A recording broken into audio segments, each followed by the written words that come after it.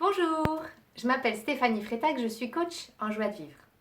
Dans cette vidéo, je vais vous parler de nos œillères, ce qui fait qu'on voit le monde un peu avec nos filtres.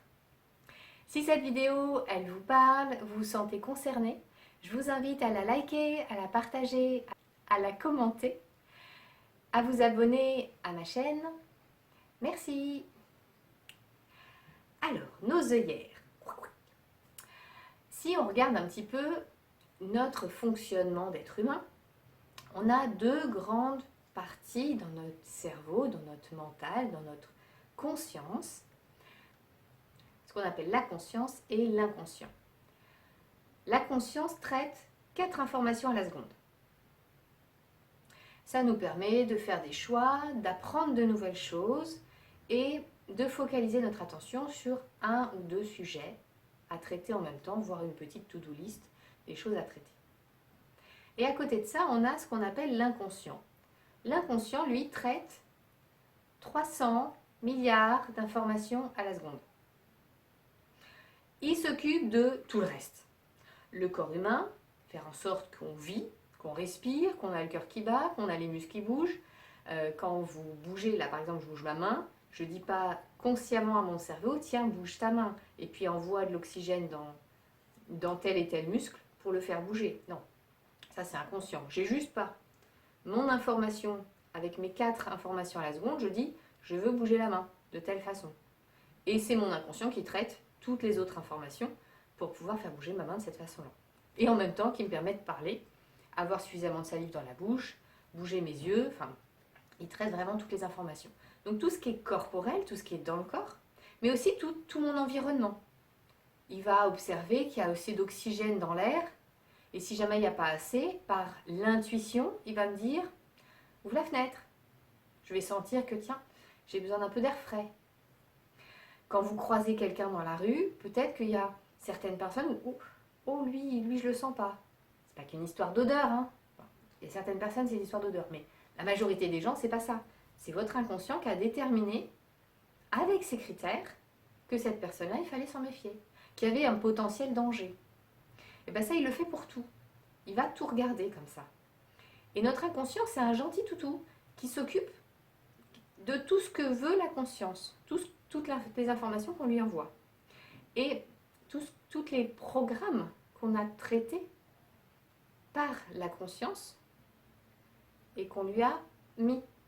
Le jour où vous avez appris à conduire, au début vous étiez concentré sur ça, puis petit à petit vous avez arrêté de vous concentrer dessus et vous saviez conduire. Ben hop, vous avez mis un nouveau programme dans l'inconscience. Le jour où vous avez appris à nouer vos lacets, le jour où vous avez appris toutes les choses que vous avez appris dans votre vie, c'est comme ça.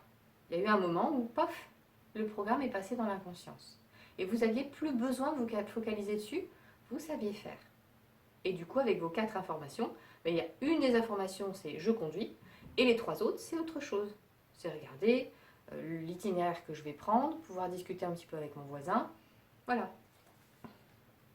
Et dans tous les programmes qu'on a au niveau de la conscience, il y a aussi tous ceux qu'on a hérités, tous ceux qu'on nous a transmis quand on était petit. Donc notre culture, notre religion, notre famille, tout ce dans quoi nous avons baigné pendant notre enfance, ça a créé, à force d'entendre les choses qu'on nous les répète, et puis de l'expérience qu'on en fait, ça a mis aussi des programmes dans l'inconscient.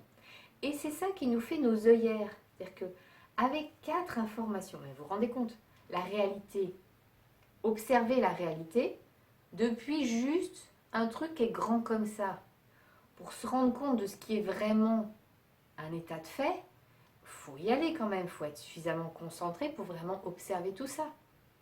Et au final, on passe notre temps à regarder notre vie à travers nos œillères. Donc il y a intérêt de temps en temps à aller regarder nos œillères, tiens. Mais c'est quoi en fait? Est-ce que ça me rend heureux? Ça me sert à quelque chose ça ou pas? Je vois la vie en gris tout le temps. Est-ce que c'est utile pour moi ou est-ce que j'aimerais autre chose? Et on peut aller regarder ça. On peut aller regarder nos œillères. On peut aller regarder tous ces programmes pour dire ah mais attends, mais en fait ça me vient de mon arrière-grand-mère. Et non, je n'ai pas vraiment envie en fait. C'est plus la guerre, il n'y a pas de famine, tout va bien dans ma vie. J'ai pas besoin de garder ce programme de survie, quoi.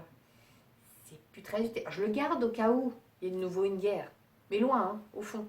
Pour pas que ça ait de l'influence sur ma vie maintenant. Pas besoin.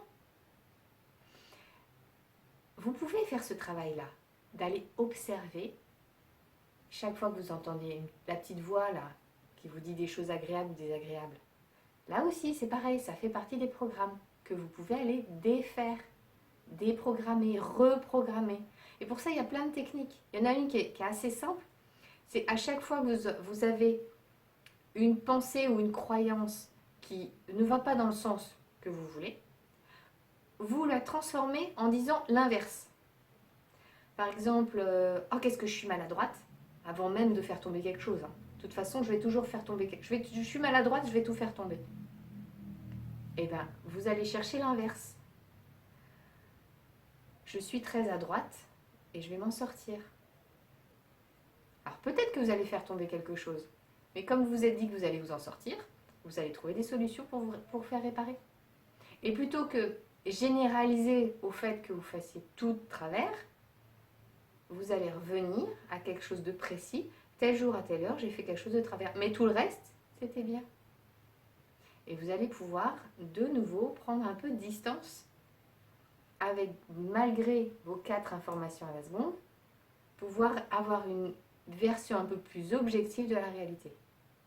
Sans la généralisation, sans l'effet un peu pessimiste, des choses qui nous fait voir tout à l'extrême de façon catastrophique.